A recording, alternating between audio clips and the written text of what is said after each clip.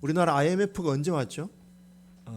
1997년도에 IMF가 와가지고 그때 우리나라에 한 달 만에 기업들이 3,000개가 그냥 문을 닫아버렸어요. 실업률은 굉장히 올라갔고요. 경제 위기가 국가적으로 크게 왔습니다. 그때 회사들은 뭐 명예퇴직제도, 희망퇴직제도, 그리고 대규모의 고위직 뭐 말단직 상관없이 해고를 많이 당했습니다.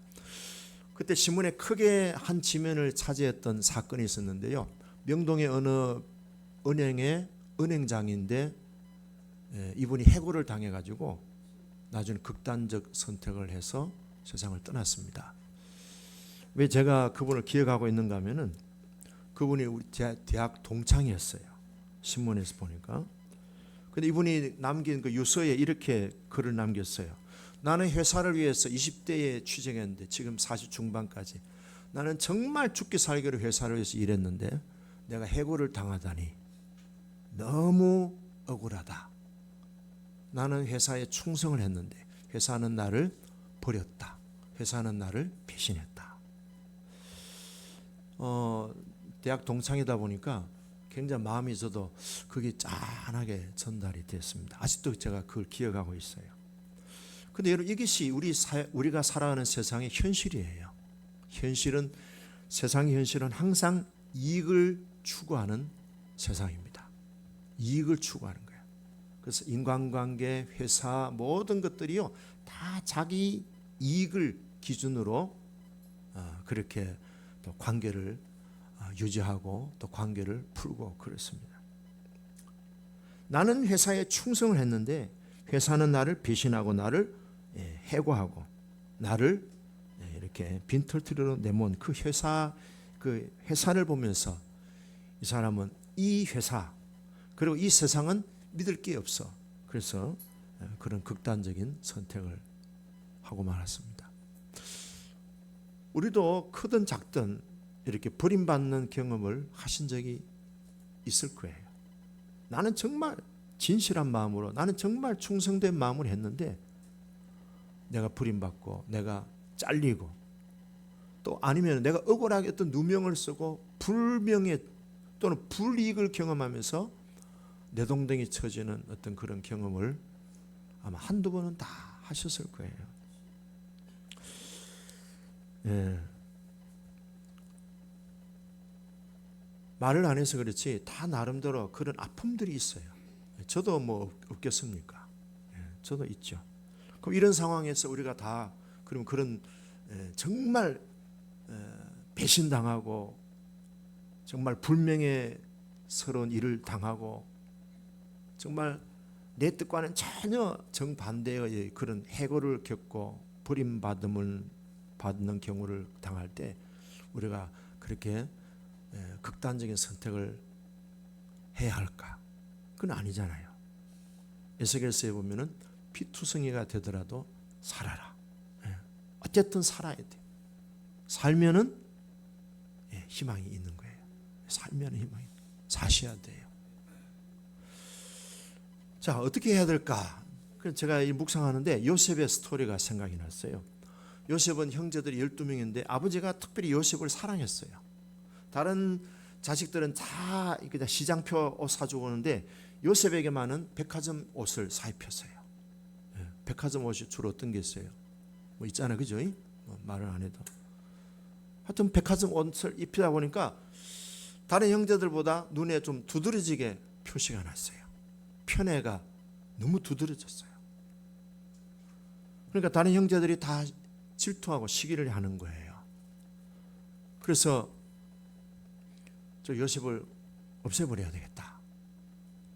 10명의 형제들이 딱 공모를 해가지고 요셉이 광야에 양 치고 있는 형들한테 오는 걸 보고 그냥 요셉을 애굽의 노예 상인한테 팔아버렸어요. 은 20냥 받고 팔아버렸어요. 그래서 요셉은 갑자기 집에서 왕자 대접받던 사람이 하루아침에 거지가 돼서 애굽의 노예 시장에 경매가 들어간 거예요.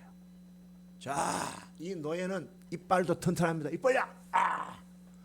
이 노예는 어깨도 튼튼합니다. 그래가지고 이렇게 경매 들어가가지고 어떤 그 애굽의 보디발이라는 장군의 집에 노예로 팔려간 거예요. 아마 꽤 비싸게 줬겠죠. 그때 나이가 17살 때였습니다. 이제 뭐 신세 한탄할 수도 없는 거고.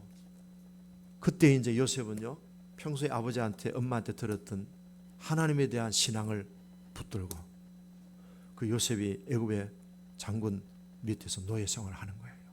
한 번도 물에 손 넣지 않았던 손이 완전 노예가 돼가지고 거칠어지고 피부도 거칠어지고 아침 새벽에 일어나고 밤늦게까지 일하고 주인이 야 하면은 가야 되고 어떤 때는 얻어 터질 때도 있고 욕 얻어 먹을 때도 있고 어떤 때 어리부리해가지고 잔소리 들을 때도 있고 그렇게 1년을 보내고 5년을 보내고 10년을 보냈습니다. 근데 성경에 보면은 하나님의 은혜가 요셉에게 함께 하더라 그랬어요. 하루아침에 왕자의 옷을 벗김당하고 노예의 옷을 입은 이 요셉에게 정말로 전혀 생각지 않는 인생의 그런 광야를 살게 된 거죠. 근데 요셉이 그런 가운데서도 엄마 아빠가 자기한테 들려주었던 여호와 하나님, 아브라함의 하나님, 이삭의 하나님, 그 하나님을 기억하면서 기도하면서 그 은혜 가운데서 10년을 보낸 거예요. 17살에 노예로 팔려간 요셉이 27살 됐는데 아주 미남이 됐어요. 저도 옛날에 작년까지 총각 소리 들었는데 한때가 참 좋았는데 그렇게 미남이 되니까 보디발 장군의 부인이 이 총각을 유혹을 한 거예요. 그랬더니 요셉은 나는 하나님 앞에 범죄하지 않겠다 하고 여인의 손을 뿌리치고 여인이 옷을 당기는데 옷을 벗김당하고 도망을 간 거예요.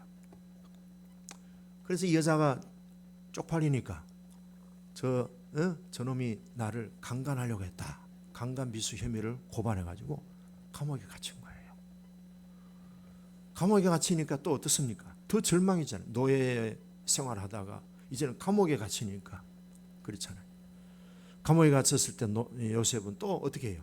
그냥 하나님의 은혜가 있음을 믿고 꼿꼿이 하루하루 산 거예요. 감옥에 갇힌 지 3년 동안에 얼마나 열심히 일했는가 하면은 감옥의 그 책임자가 열쇠를 다 주는 거예요. 요셉한테. 네가 이 감옥의 방을 다 관리해라. 그래서 열쇠까지 줬어요. 우리 같으면은 에이씨 세상이고 뭐고 나발이고 없다.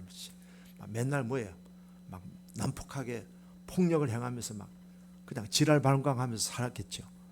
근데 요셉은 젠틀하게 하루하루 감옥에서 보내면서 또 자기에게 주어진 일을 하는 거예요. 청소도 하고 또 심부름도 하고 또 감옥에 있는 죄수들 시중도 들고 뭐 온갖 잡다한 일 다 하는 거죠. 뭐 일 가릴 거 뭐 있습니까? 3년이 됐는데 요셉은 여전히 하나님의 은혜 가운데 있었고 하나님의 은혜가 요셉에게 임하였어요. 자, 이 내용을 보면은 하나님의 사람들은요 감옥에 있든지 노예 생활을 하든지 어떤 상황에 있어도요 하나님의 은혜가 우리를 떠나지 아니하심을 믿습니다. 아멘. 그때 그 은혜 가운데서 있는데요. 하루는 요셉이 그런데 그 감옥을 돌보는데 왕의 그 신하 둘이가 들어왔는데 한 사람은 술 맡은 관원장, 한 사람은 떡 맡은 관원장.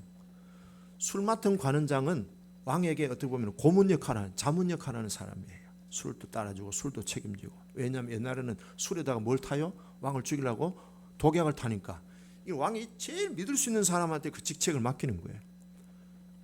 그 두 사람이 어떻게 연루돼 가지고 감옥에 왔는데 하루는 보니까 얼굴이 막 근심이 가득 차 있는 거예요. 아이고 어르신들 왜 그러십니까? 아이고 어젯밤 우리가 동일하게 우리 두 사람이 꿈을 꿨는데 이 꿈 뜻이 무엇인지 모르겠다. 그때 요셉이 이렇게 얘기했습니다. 꿈은 하나님이 해석하십니다. 따라합시다. 꿈은 하나님이 해석하십니다. 그래가지고 꿈을 꾸는데 그걸 잘 해석을 해준 거예요. 술 맡은 관원장에게 당신은 3일 만에 복귀될 것이다.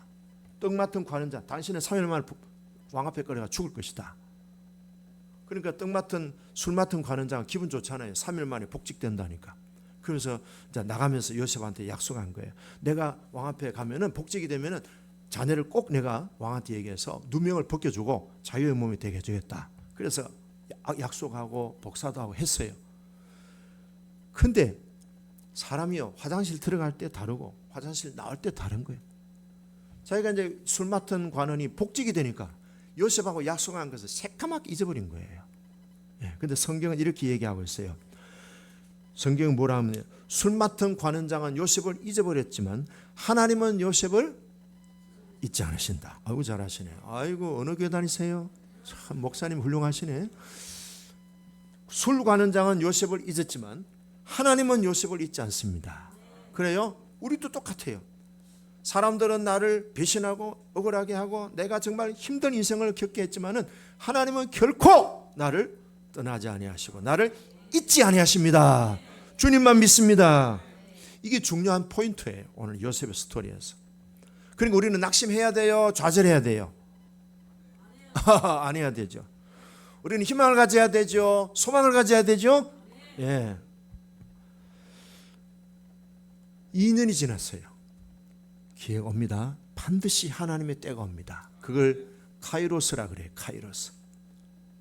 카이로스, 하나님이 임재하시고 하나님이 타이밍을 딱 맞춰가지고 우리에게 굿찬스, 기회를 주시는 거예요. 기다리는 사람이 복이 있는 거예요. 따라합시다. 기다리는 자가 복이 있습니다. 그래서 요셉이 술 맡은 관원장이 해서 절대로 감옥살이 하지 않고 네 누명을 풀어주겠다 했는데 어떻게 됐어요? 잊어버렸어요. 그렇지만 요셉은 낙심하지 않았습니다. 극단적인 선택을 꿈에도 생각지도 않았습니다. 배신의 배신, 배신의 배신을 거듭 경험했지만 그는 배신의 그 늪에 빠지지 않았어요. 그는 하나님의 은혜 가운데서 계속 주님만 바라보고 주님을 기대하고 기다리고 있었습니다. 하루하루 그렇게 살아가는데요. 2년이 지났는데 기다리는 사람에게 기회가 오는 거예요. 왕이 꿈을 꿨는데 이 꿈을 아무도 해석을 못하는 거야. 그때 술 맡은 관원장이 아이고 왕이여, 내가 큰 죄를 지었습니다. 2년 전에 내가 감옥에 나올 때 그 내 감옥에 이스라엘 청년 요셉이라는 친구가 내 꿈을 해석해 줘가지고 나는 복직이 되고 그 떡 맡은 관원장은 죽고 했는데 아이고 그 친구를 내가 까먹었습니다. 내가 큰 죄를 지었네요. 빨리 들라하라. 그래서 요셉이 감옥에 갑자기 2년 만에 갑자기 나온 거죠. 하나님의 때는 아무도 몰라. Nobody knows. 아무도 몰라. 그래가지고 왔더니 왕이 꿈을 꿨는데 두 종류의 꿈을 하룻밤에 꾼 거예요. 내가 이렇게 꿈을 꿨는데 아무도 해석하는 자가 없다. 네가 꿈을 잘 해몽한다는데 해봐라. 그랬더니 요셉이 뭘 했어요? 꿈은 하나님이 해석하십니다. 오케이? 꿈은 하나님이 해석하십니다. 그래가지고 왕이 꾼 꿈을 딱 두 개를 해석해 주는데 7년 풍년이 올 것이고 7년 흉년이 옵니다. 근데 7년 흉년이 오면은 7년 풍년 아무 소용없습니다. 그래서 7년 흉년이 올 것을 내다보고 풍년 동안에 곡식을 무진장이 저축을 해놓아야 됩니다. 기회가 왔습니다. 나라가 더 부강해질 수도 있습니다. 오케이, 네가 내보다 똑똑하다. 네가 왕이라. 근데 나는 폰만 잡을 테니까 네가 다 해라. 그래서 요셉이요, 왕의 정권을 위임받아가지고 모든 애굽의 정치, 모든 경제를 다 요셉이 주장한 거예요. 때가 오는 거예요. 실력을 키우고 영성을 키우시고 하나님의 사람으로 자신을 다듬어 가시면 때는 반드시 coming soon. 크리스티 coming soon. 굿찬스가 온다 이 말. 그래가지고 요셉이 나중에는 기근 동안에 자기 가족들 다 데리고 오고요, 나라를 살리고 자기 가족들을 살렸지 않습니까? 한 사람의 그 억울한 누명을 쓰고 배신을 당했지만 결국에는 어떻게 됩니까? 살아나는 거예요. 우리도 막막하다고, 감옥에 갇혔다고, 억울하다고, 배신당했다고 이빨 갈고 그냥 이놈 새끼 내가 한번 두고 보자, 내가 잘 되면 너를 그냥 두나 이러지 말고 자기 자신의 내면을 잘 가꾸시고, 무엇보다도 내면을 잘 가꿔야 돼요. 우리 여성이 아까 찬양 부른 애가 있죠. 동생하고 윷놀이를 해요. 근데 처음에는 한 판만 할 거야. 한 판만 하자, 알았지? 윷놀이 했는데 동생한테 졌어요. 그런데 뭐라 하는지 아세요? 한 판 더 해. 제가 또 한 판 형 이기게 해주려고. 그래서 한 판 지는 이길 줄 알고 한 판 더 했는데 내리 두 판을 졌어. 그러더니 얼굴이 팍 방으로 딱 들어가더니 으앙 울더라고. 그 제가 야, 게임은 이길 때도 있고 지는 때도 있는 거야. 그 동생한테 졌다고 울면은 그게 아이고 속 좁은 변댕이야 하려다가 그냥 그 말 안 했어요. 그 제가 그랬어요. 게임에 이기고 지는 것은 너무 거기에 매달지 말고 네 자신과의 싸움에서 이기는 것이 진짜 이기는 거야. 그때부터 얘한테 누구하고 이겨야 돼? 할비 내 자신과 싸워 이겨야 돼. 그래요. 자신과의 싸움에서 이기는 사람이 진짜 이기는 사람이에요. 그 다음에 제가 한 분 소개하고 싶은 분은요, 잔 프랭크라고 하는 여자인데요. 이분이 5살 때 엄마 아빠가 이혼을 하고 8살 때 새아빠가 왔어요. 근데 이 프랭크가 10살 때에 교회 가서 예배를 드리는데 너무 은혜를 받아가지고 예수님을 인격적으로 만난, 예수님을 체험한 거예요. 나 이제 예수님 뜻대로 살 거야. 너무 기쁘고 행복했는데 3주 후에 그 계부에 의해서 성추행을 당한 거예요. 10년이 넘게. 혼자서 속을 앓다가 그래도 열심히 살았어요. 대학도 나오고 나중에 좋은 크리스찬하고 결혼했는데 그 크리스찬하고 결혼해가지고 잘 살 줄 알았는데 딸을 하나 낳았는데 다 남편만 보면 꼬라지가 보기 싫은 거예요. 사상은끝 남편의 장점은 안 보이고 약점만 보이는 거예요. 왜 그런가? 자기가 스스로 자기를 보고 놀라는 거. 나 이런 사람이 아닌데 왜 이러지 내가? 근데 가만히 추억을 되살려 보니까 어린 시절에 그 계부한테 성폭행 당한 것, 성추행 당한 것이 내 안에 자리 잡고 있구나. 그러면서 깨달은 게 뭔가 하면요, 병든 뿌리가 나무를 병들게 한다. 그러면 이 병든 나무를 건강한 나무로 바꾸려면은 뿌리를 바꿔줘야 돼요. 뿌리를 고쳐야 되는구나. 그래서 자기 옛날에 그걸 고치는데요, 상담도 하고 여기 했는데 결국에는 어떻게 되는가 하면 오늘 이 본문 말씀을 읽으면서 치유가 되는 거예요. 자기는 무슨 생각이 많이 들어, 우울, 분노, 그 다음에 식욕 부진, 그 다음에 또 뭡니까? 낮은 자존감, 또 뭡니까? 하나님에 대해서 하나님은 나를 절대로 사랑하지 않을 거야. 왜곡된 부정적인 그런 생각들이 있었는데 이 말씀을 통해서 크게 은혜를 받고 이 말씀을 통해서 그 내면에 있는 병든 뿌리가 깨끗이 치유되는 경험을 했습니다. 자, 14절 보면 오직 시온이 이르기를 여호와께서 나를 버리시며 주께서 나를 잊으셨다. 지금 이스라엘 백성들 바벨론에 망해가지고 포로로 끌려갔어요. 시온이라는 말은 이스라엘 백성을 말하는 거예요. 이스라엘 백성들이 하나님이 우리를 버리셨다, 하나님이 우리를 잊으셨다. 왜? 우리가 이제 바벨론에 망해가 바벨론 포로로 끌려갔는데 하나님이 뭐 계셔? 하나님이 우리를 버리셨다, 이런 생각이 충만한 거예요. 근데 하나님 뭐라고 하셨는가 하면요, 15절 같이 읽어볼까요? 시작. 여인이 어찌 그 젖먹는 자식을 잊겠으며 자기 태에서 난 아들을 긍휼히 여기지 않겠느냐. 그들은 혹시 잊을지라도 나는 너를 잊지 아니할 것이라. 자, 이 세상에서 제일 좋은 가장 완벽한 사랑은요, 엄마가 자녀를 사랑하는 거예요. 자, 엄마들한테 물어볼게요. 남편을 선택하겠어요? 아들을 선택하겠어요? 아이를 선택하죠. 이거잖아. 아라한테 물어봐. 이런 일은 없겠지만 아라는 이한이를 선택하겠어요? 남편을 선택하겠어요? 그렇죠. 물에 빠지면 이한이부터 먼저 구해야지. 엄마도 그걸 살았고. 이것이 뭐예요? 인간 세상에서 보여주는 최고의 사랑이에요. 남편은 내가 조금 소홀히 할 수도, 애들에 대해서는 엄마는요 굉장히 강해요. 그런데 엄마들이 자기가 배에서 난 아이를 혹시 잊을 수도 있고, 태에서 난 아들을 불쌍히 여기지 아니한 일이 100만 건에 하나, 1억, 10억 건에 한 건이지만은 혹시 그런 일이 있을지 나는 절대로 너희들을 잊지 아니할 것이고 너희를 절대로 버리지 않는다. 이걸 통해서 나는 그런 계보를 통해서 상처는 입었지만은 하나님은 나를 있는 그대로 받아주시는구나. 하나님이 나를 이렇게 치료해 주시는구나 하면서 이분이 그때부터 회복이 되기 시작한 거예요. 지금은 많은 사람들을 이끄는 그런 치유 사역자로, 상담가로, 또 여성들의 그런 아픔을 돌봐주는 그런 일을 하고 있다는 거예요. 그래서 말씀을 만나는 것은 바로 하나님을 만나는 것이고, 말씀이 내 안에 딱 장착이 되면은 병든 뿌리들이요 깨끗해지는 거예요. 세상의 그 어떤 비료보다도, 어떤 살충제보다도 하나님의 말씀이 우리 내면에 들어오면요, 모든 상처, 병든 뿌리들이요 깨끗이 정화되고요, 건강한 뿌리가 되고 건강한 나무가 됩니다.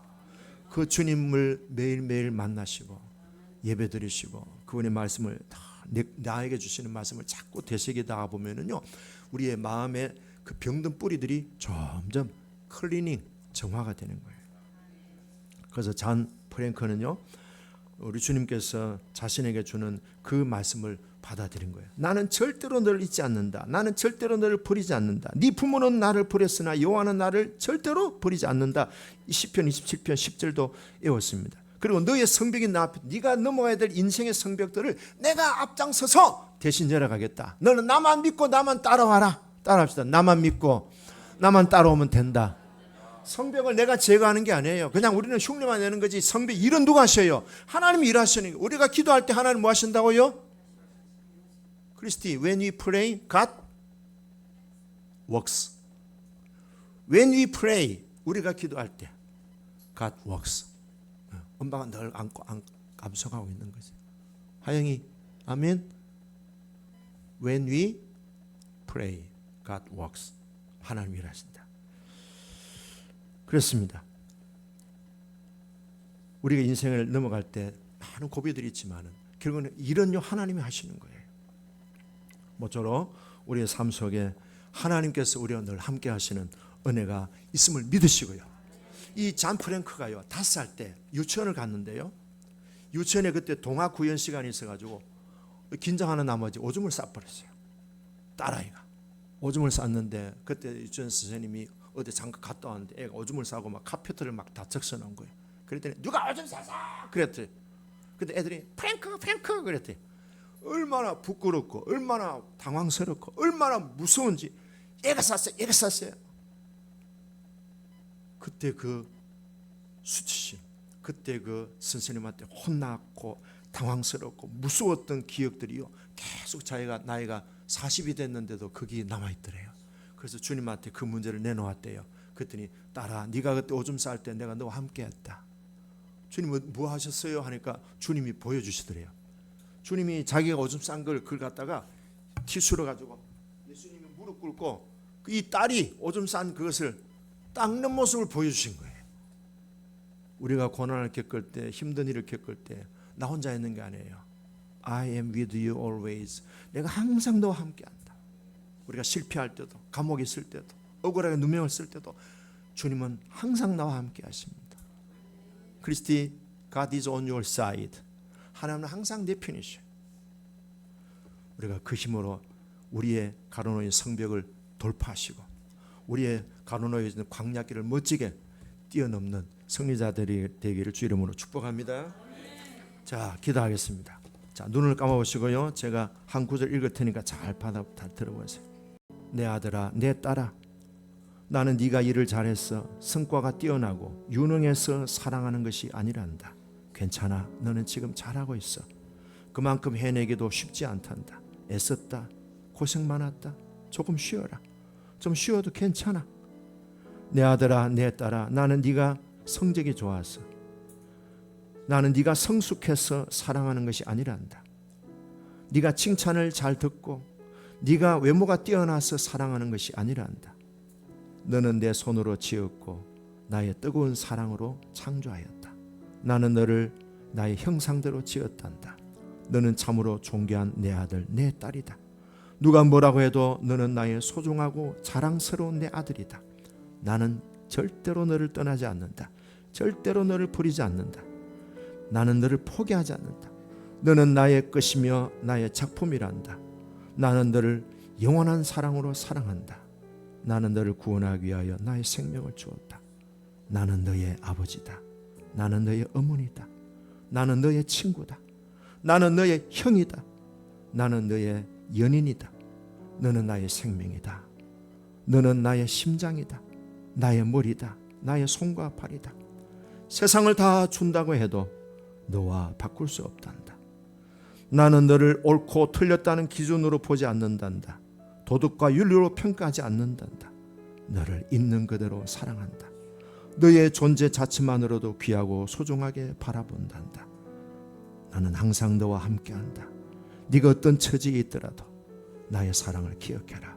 내 아들아, 내 딸아, 항상 나는 너와 함께한다.